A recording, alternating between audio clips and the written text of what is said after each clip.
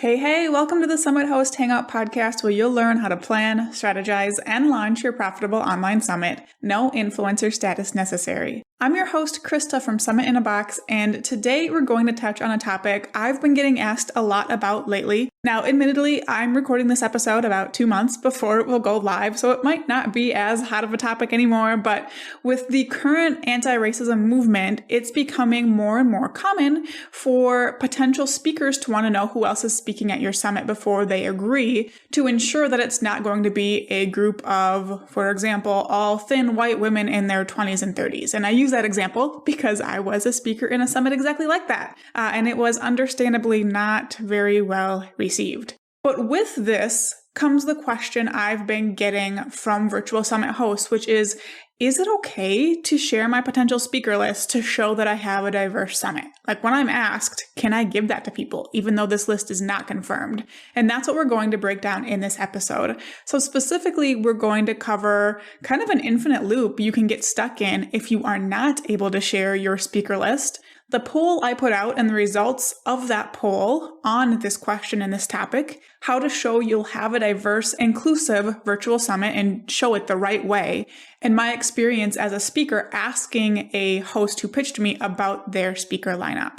Before we dive in, I want to mention that I interviewed Nicole Biener way back in episode 18 about how to host a diverse and inclusive event. If you have not already listened to that, I'd recommend either jumping over there and coming back here or getting that one queued up next to help understand why having a diverse event is so important. And you can find show notes for that episode at summithosthangout.com/018. So let's dive into that loop I mentioned that you could get stuck in if you're not able to share your potential speaker list. So like I mentioned earlier, it's becoming more and more common and encouraged for speakers to inquire about the diversity of your summit lineup before they agree to participate.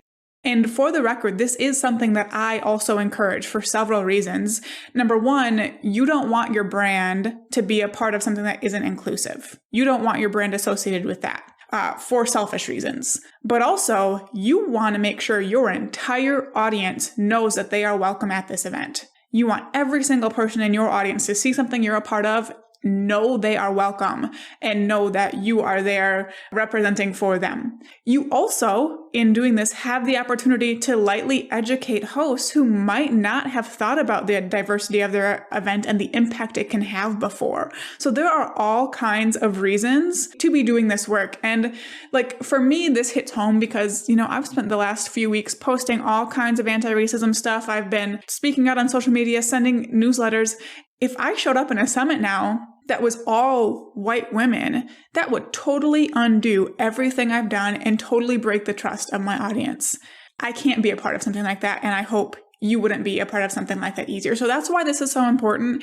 If you're a host getting asked this question from speakers and you're like, why? This is why. This is why they're asking. They're not doing it to be annoying. They're doing it to make sure they're a part of an event that everyone feels welcome at. But anyways, that's not why I started this section. As a summit host, there's a problem we can run into with this. So for example, say that we pitch 10 people in our first round of pitches, and out of those 10, maybe 3 don't answer. You get 2 young white men come back and they say, yes, I'll be a part of it. And everyone else asks for you to show them that you have a diverse and inclusive lineup. Well, dang, you can't show that yet since the 2 young white men are all you currently have to show. So maybe from there you pitch your next round, hoping to get a more diverse group of yeses. And when I say diverse, I mean in terms of race, gender identity, sexual orientation, age, abilities, anything. It's not just race that we're talking about here. It goes across the board. So let's say your next round, you pitch again and it happens again. You end up again with all white people, or maybe you end up with 9 white people and one black woman. That's still not doing what you're trying to show. This is not the representation you want to build in your speaker lineup, right? But you get stuck in this cycle because you can't get a diverse lineup because anyone that identifies as a different gender or race or whatever it is wants to see proof that they won't be a token and that their audience will be well represented and that you're someone they want to associate with. But you certainly can't show your current speaker lineup of the 2 young white males because that's going to do more harm than good, and that's not what you're trying to build anyways. So what do you do from there when you're stuck in this cycle? And this is where this question comes in. Is it okay to share my potential speaker lineup so everyone can see that I am reaching out to a diverse group and I am dedicated to creating an inclusive event? So when I started getting asked this question, I definitely had my own opinions, but I have learned not to assume that everyone thinks the same way as me. I've learned that the hard way many times. So to get a pulse on what other people were thinking, I put out a poll on my Instagram stories, the most official place to learn things. But in this poll, the question I asked was, if you were on someone's potential speaker list, would you be okay with them sharing that list as they began reaching out to speakers, even if you hadn't been pitched yet or if you haven't confirmed yet? I'll tell you right away that about 95% of the people who voted in my poll said yes, totally fine with that, which is awesome. But I did get some no's from people, and those were the ones I really wanted to pay attention to. So I reached out to each person and asked why they said no. And each of the people who said no got back to me, and they were worried about a few different things, but they were all very similar things. So number one, I chatted with a Black woman and I think one other person of color, both who said they were worried that they would be used as a token in the pitching process. Maybe they wouldn't even be pitched, but that the overall point of them being on the list would be because they were a person of color. So they were worried about being used as a token. I had several people worried that they would be used, again, as a token person of color or have their name added if they were a bigger influencer just to make their speaker list look more impressive than it was. So they were worried that they'd be used as a bigger name to show off. And then the third thing that came up was that they were worried that hosts would make it look like they'd already confirmed when they hadn't yet, and maybe they hadn't even been pitched yet. So like dishonesty about who was confirmed as a speaker was another fear these people had. And I totally understand and agree with those concerns, but my follow-up question to them all was, well, yeah, those things would all not be okay. But what if someone was being totally honest? What if they made it clear who confirmed and who hadn't? If you were not being used as a token, if you were really going to be pitched, and if there was at least a chance of you saying yes, then would you be okay with it? And all of them agreed, okay, yeah, of course, if someone's being a normal human, I'm totally okay with it. And this leads us to the right way to show that you'll have a diverse and inclusive event, thanks to these conversations that I had with other people. So let's go over what it looks like to do this the right way. So first, I would recommend adding in your pitch, before you even have to worry about sending a speaker list, that you are dedicated to hosting an event that is diverse and inclusive. Just put that out there right up front so that people have that vibe from you going in. But from there, be prepared to show your potential speaker list and do it the right way. And here's what that means. So first, only include people on the list who you really are going to pitch and who you don't think will flat out say no. So for example, if you're going to pitch Oprah, you should probably leave her off that list since there's a pretty decent chance it's not happening.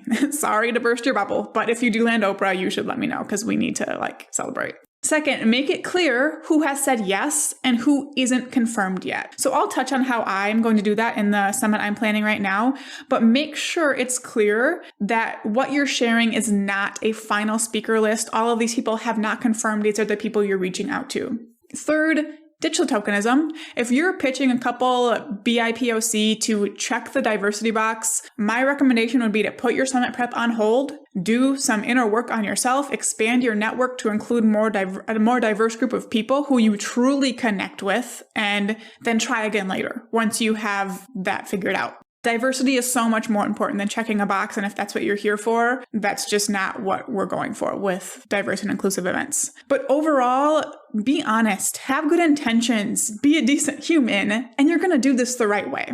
And I would like to assume that most of you listening to this did not need to be told that, so hopefully this just kind of puts your mind at ease more than anything else, and you're able to be like, oh, okay, I was totally going to be honest about this. This is not a problem. I can go ahead and share this list. Another thing I want to mention quick is that you can give your speakers an out if they seem concerned. So let them know, here are the people I'm planning on pitching. If my final speaker lineup, which I plan to have by this this date does not meet your standards, you can back out of participating. You can even go as far as asking what their diversity requirements are and including a clause in your speaker agreement that gives them that out. So maybe you have them sign the agreement up front, but there's a way, there's something in there that says, if this does not end up having, whatever their requirements are, you are able to cancel this agreement. But a lot of the time, just saying it in an email, letting them know that they have that option, that's all that person will need to feel more comfortable. And then once your lineup is final, you can share it with them and be good to go, since I know you did this work and you did it honestly. So to tell you a little bit about how I will be sharing my potential speaker list, which is actually going to be coming up probably within like a day or two of me recording this. But I know it might seem a little overwhelming to have to manage yet another list of speakers. But if you use Airtable, there is a super easy way to do it. And if you're in my Summit in a Box program, you already have a speaker tracking spreadsheet template for Airtable. Use that. If you're not, I hope you have made your own template. But in one tab of this spreadsheet will be where you track who you're pitching, what round you're pitching them in, what their answer was, their website address and email address.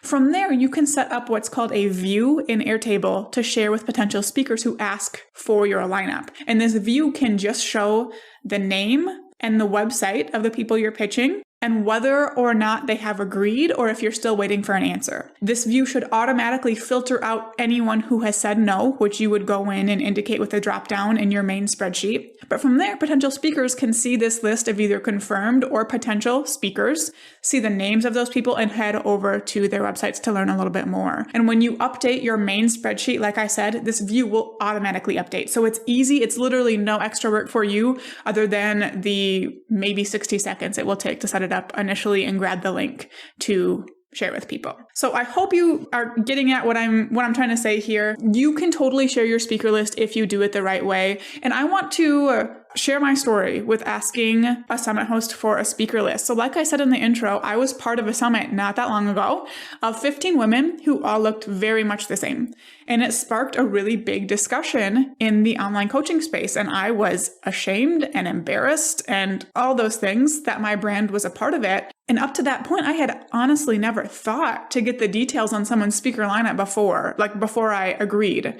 And suddenly I couldn't believe that it had never crossed my mind. Now it's like, duh, you should be asking for that. So you can bet that it's on the list of things I do before accepting a pitch now. So in June, when the anti-racism movement was starting, I got pitched for a summit. And I asked for the speaker list and I took a look and I was just floored at what I was seeing while this movement was at its peak. And so far, the list of speakers they had confirmed was 10 white men and 1 white woman. And this was such a big wake-up call for me because I felt uncomfortable because I would only be the second woman.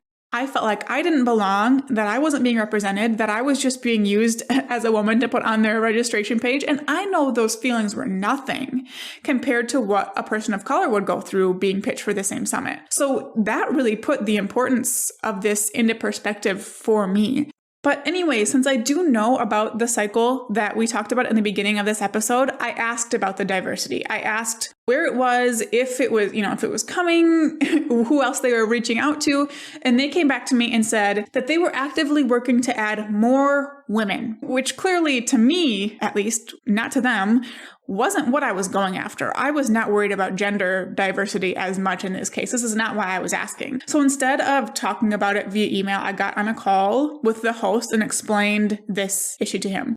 And I will tell you, I was terrified. I was not feeling great about getting on a call with a white man older than me to basically demand that he adds more diversity to his summit and, to get me to participate. But I just did it. I decided I just need to do this. And I asked him what he would feel like if he was interested in an event, went to the registration page, and it was all Black women. Would he feel welcome? And it was a huge aha moment for him. And like I said, I was terrified of what his reaction was going to be, but he instantly realized the importance of getting a racially diverse speaker lineup. And he instantly got to work improving it. He was asking me for recommendations for speakers. I sent him about 10 and he reached out to all of them.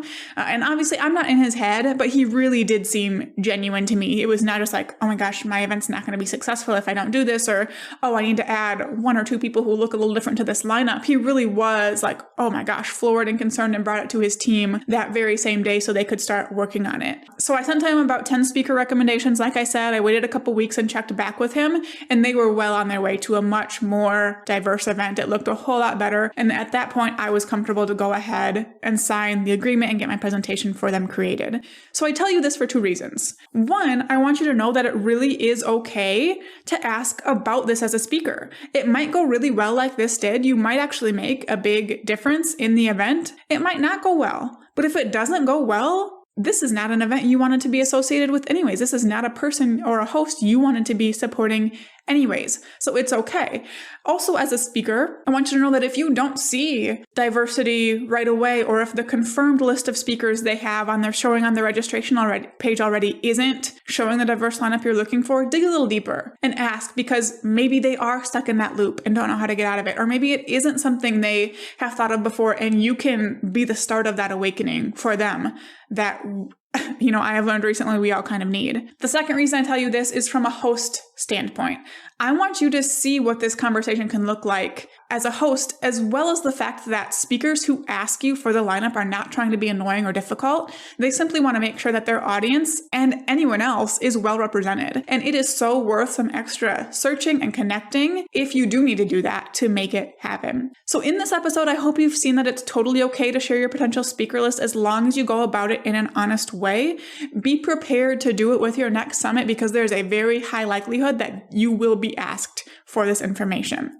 So as for some action steps, if you need to start expanding your network to people who are different from you, regardless of what that looks like, take some action today to do that. Maybe set aside some time on your calendar twice a week to start looking for people different than you to be connecting with. Who are some other people in your industry who don't look just like you, who maybe have some different preferences than you, that you could connect with and start referring clients and customers to, and naturally and genuinely include in your next event. It makes your whole business better and your life better in general to just expand your circles from the people that are just like you. So thank you so much for tuning in to this episode. For show notes and resources mentioned, head to summithosthangout.com/082. I have a fun announcement coming in a special bonus episode on Thursday, so be sure to stay tuned for that. Hint, it involves summits. That's like the worst hint ever, right? Before you go, be sure to check out my free masterclass covering the 3-part framework to triple your monthly revenue with the virtual summit while building your email list for free. In this class, we cover the secret to creating a plan you can actually follow to make your summit happen. Yes, even if your business is already too busy. How to host a profitable event and land expert speakers without a huge audience of your own. And how to use the 3-part profitable summit system to triple your monthly revenue and the size of your email list. At the end, you'll also have the opportunity to sneak into our Summit in a Box program, even if the doors aren't open yet. If you're not interested in that, this class is still going to benefit you and help you. So join us in this class at summithosthangout.com/class. Now go out and take action to plan, strategize, and launch your profitable online summit.